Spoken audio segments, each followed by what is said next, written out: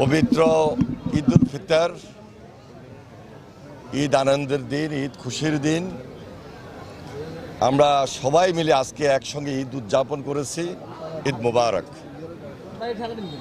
আমাদের মাননীয় প্রধানমন্ত্রী সবাইকে ঈদের শুভেচ্ছা জানিয়েছেন।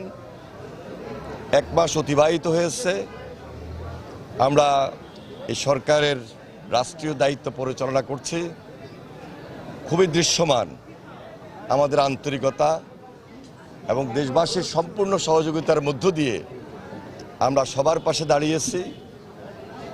আমাদের এই দেশের জনগণ, দেশবাসী সবাইকে নিয়ে আমরা যেন সুন্দরভাবে আগামী দিনটা নতুন বাংলাদেশ সুন্দরভাবে গড়ে তুলতে পারি, সেজন্য আমি আজকের এই পবিত্র মাহে রমজান শেষে ঈদের দিনে সবার সহযোগিতা কামনা করছি।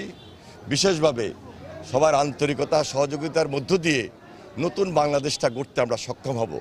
আমি আমার প্রিয় লক্ষ্মীপুরবাসী সবার কাছে কৃতজ্ঞতা প্রকাশ করছি এবং সবাইকে আজকের এই ঈদের আনন্দ ভাগাভাগি করে নিয়ে একসঙ্গে উদযাপন করছি।